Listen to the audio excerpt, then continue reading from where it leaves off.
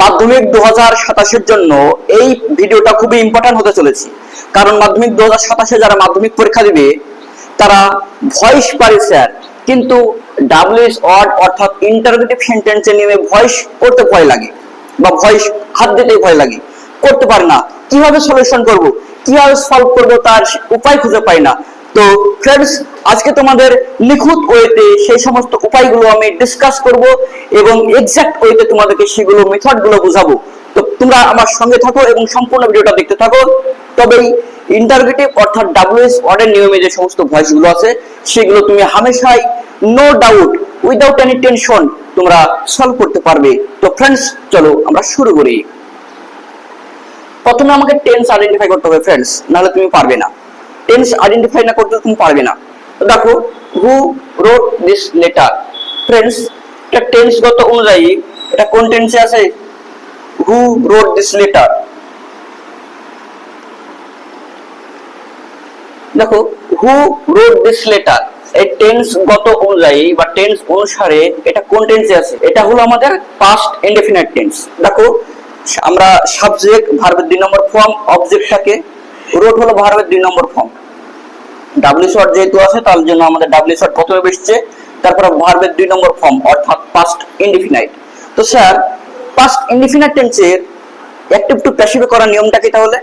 দেখো, আমি অ্যাসার্টিভের নিয়মটা বলছি আগে। অ্যাসার্টিভ না জানলে তোমরা ইন্টারোগেটিভটা পারবে না। দেখো, অ্যাসার্টিভের ক্ষেত্রে কি হয়? সাবজেক্ট থাকে, ভার্বের 2 নম্বর ফর্ম থাকে, অবজেক্ট থাকে। অবজেক্টটা সাবজেক্ট রূপে নিয়ে আসবা, তারপরে সাবজেক্ট যে রূপ হবে সেই রূপ অনুযায়ী অজয়ের আমরা ইউজ করব। অজয়ের ইউজ করার পরে ভার্বের 3 নম্বর ফর্ম মানে অ্যাড করব। ভার্বের 3 নম্বর ফর্ম অ্যাড করার পরে বাই ইউজ করতে হবে, বি ওয়াই বাই। বাইয়ের পরে আমাদের যে সাবজেক্ট থাকে সেই সাবজেক্টের অবজেক্টিভ ফর্ম। ঠিক ফ্রেন্ডস, ওইভাবেই আমাদের এটাও করতে হবে, কিন্তু একটু স্ট্রাকচারটা বদলাবে, কিন্তু টেন্সের যে মেথড সেটা সেম টু সেম হবে। দেখো, আমরা শুনেছি যে হু থাকলে বাই হোম হয়, হু থাকলে প্যাসিভে বাই হোম হয়ে যাবে। অ্যাক্টিভে যদি হু থাকে প্যাসিভে বাই হোম হয়ে যাবে, আর ওই বাই হোম আমরা প্রথমেই অ্যাড করে দেব।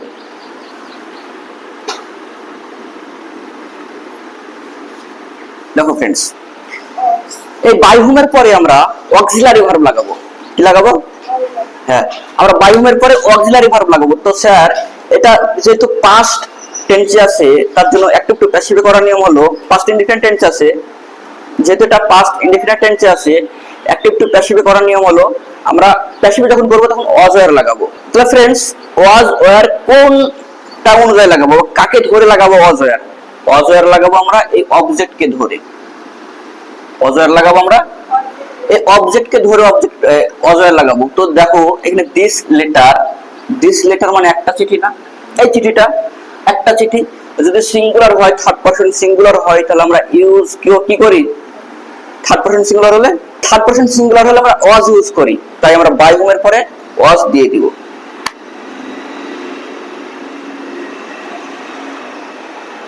এবার দেখো, আমাদের যে অবজেক্ট আছে দিস লেটার, এই দিস লেটারটা আমরা ওয়াজের পরে বসে যাবে।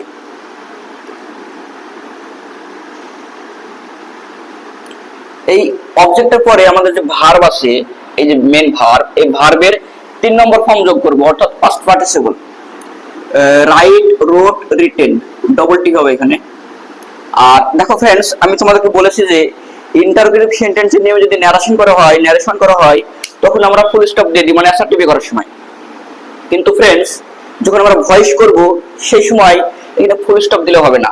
ইন্টারোগেটিভ মার্ক যেটা আছে, কোশ্চেন চিহ্ন, সেটা রাখতে হবে, নাহলে ভুল হয়ে যাবে। তো আমরা ফুল স্টপ দিলে হবে না, এটা আমরা কোশ্চেন মার্ক দেব। দেখো, হোয়াট ডু ইউ ওয়ান্ট, তুমি কি চাও?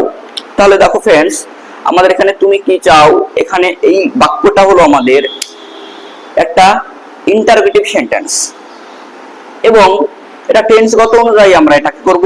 প্রেজেন্ট ইনডিফিনাইট, মানে তুমি কি চাও, প্রেজেন্ট ইনডিফিনাইটের কথা। প্রেজেন্ট ইনডিফিনাইটের যদি আমরা অ্যাক্টিভ টু প্যাসিভে করি তাহলে অ্যামিজার লাগাই প্যাসিভে করার সময়। তো ফ্রেন্ডস, ওই হোয়াট যদি থাকে কোনো বাক্যে, তো হোয়াটটা অবজেক্ট হয়ে যায়। দেখো, অবজেক্টের পরে আমরা অ্যামিজার লাগাইনি, তো হোয়াট তো নিজে অবজেক্ট, তাহলে হোয়াটের পরে অ্যামিজার হবে। হোয়াট যেহেতু থার্ড পারসন সিঙ্গুলার আর এটা প্রেজেন্ট ইনডিফিনিট আছে, তাহলে অ্যামিজারের মধ্যে কোনটা বসবে? ইজ বসবে।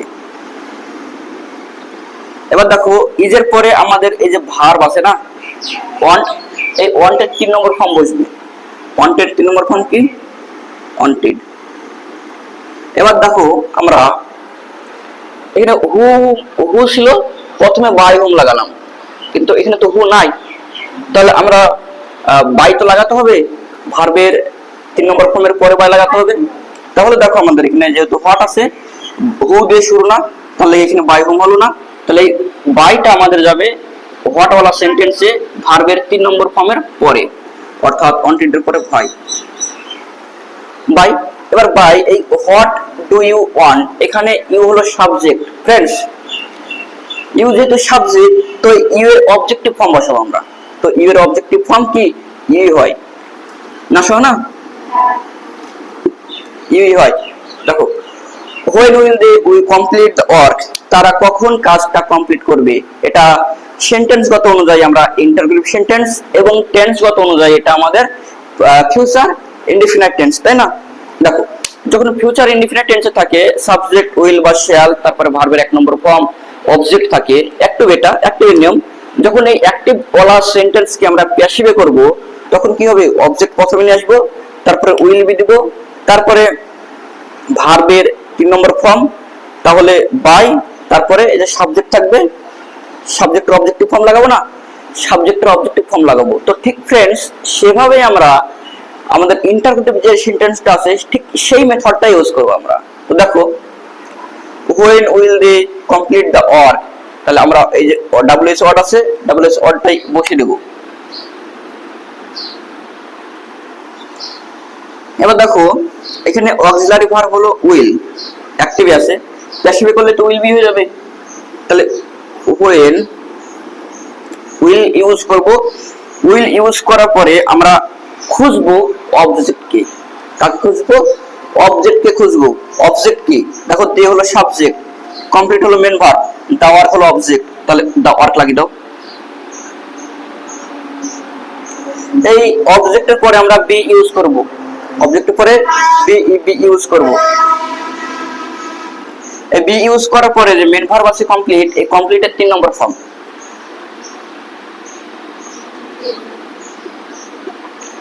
when will the work be completed, এবার দেখো এখানে কমপ্লিট যেহেতু ভার্বের 3 নম্বর ফর্ম লাগিয়ে দিলাম, কমপ্লিটেড, ভার্বের 3 নম্বর ফর্মের পরে বাই হবে, যে সাবজেক্ট অবজেক্ট ফর্ম হয় না অ্যাফেক্টিভে, ঠিক সেটাই আমরা ইউজ করব। এখানে দে সাবজেক্টে আছে, তাহলে অবজেক্ট কি হবে, দের অবজেক্টিভ ফর্ম হলো দেম, গুড আর জুমা।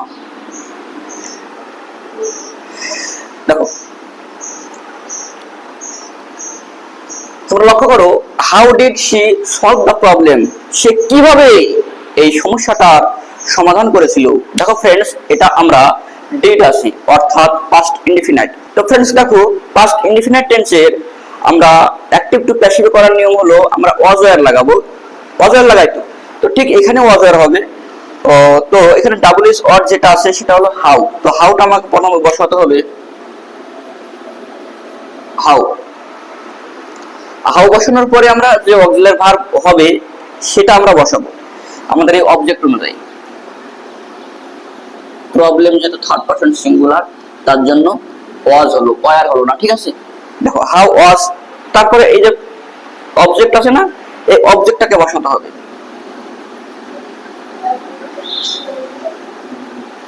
How was the problem. এবার দেখো আমাদের যে এখানে ভার্বের 1 নম্বর ফর্ম আছে, ভার্বের 1 নম্বর ফর্ম আছে, তাহলে how was the problem solved হবে, মানে 3 নম্বর ফর্ম হবে। দেখো ভার্বের 3 নম্বর ফর্ম আমরা ইউজ করে ফেললাম। এবার নিয়ম অনুযায়ী বাই হবে, বাই হওয়ার পরে সাবজেক্টের অবজেক্টিভ ফর্ম হবে বাই। তারপরে আমরা এখানে দেখো এখানে যে বাই ইউজ করলাম, বাই ইউজ করার পর যে সাবজেক্ট আছে সি, সি এর অবজেক্টিভ ফর্ম হলো হার। তো ফ্রেন্ডস, আজকে আমার আলোচনার বিষয় ছিল প্র্যাকটিস সেটের মাধ্যমে ডাব্লিউএস ওয়ার্ডের নিয়মে যে ভয়েস চেঞ্জের নিয়ম সেটা বিস্তারিত আলোচনা করা। অবশ্যই তোমরা এই টপিকটা বুঝতে পেরেছো এবং মেথডগুলো বুঝতে পেরেছো আমি কি বুঝাতে চাইছি তোমাদেরকে। তাই আমার ইন্টারেস্টিং এবং তোমাদের হেল্পফুল যে সমস্ত ভিডিওগুলো আসছে আমার এই প্রত্যেকটা ভিডিও তোমার একটা মার্ক বৃদ্ধি করতে সহায়তা করবে। যেমন আজকের এই টপিকটা ভয়েস চেঞ্জ ডাব্লিউএইচ অর্ডের নিয়মে, এই টপিকটা খুবই তো ইন্টারেস্টিং তোমাদের এবং খুবই ইম্পর্টেন্ট টপিক একটা মাধ্যমিকের জন্য, মাধ্যমিক 10, 11, 12 সবই। তো ফ্রেন্ডস, তোমরা এই টপিকটা ভালোভাবে রপ্ত করে নাও এবং যদি কোথাও বুঝতে না পারো তো আমাকে আস্ক করো। এবং আমার নেক্সট টপিক আসছে ডাব্লিউএইচ অর্ডের মাধ্যমে থিওরি ক্লাস, থিওরি। আজকে তো দিলাম প্র্যাকটিস সেট, নেক্সট ডে হবে আমাদের থিওরি ক্লাস। তো ফ্রেন্ডস, সঙ্গে থাকার জন্য থ্যাংক ইউ। আজকের ভিডিওটা এই পর্যন্ত, আমাদের নেক্সট টপিকে দেখা হচ্ছে।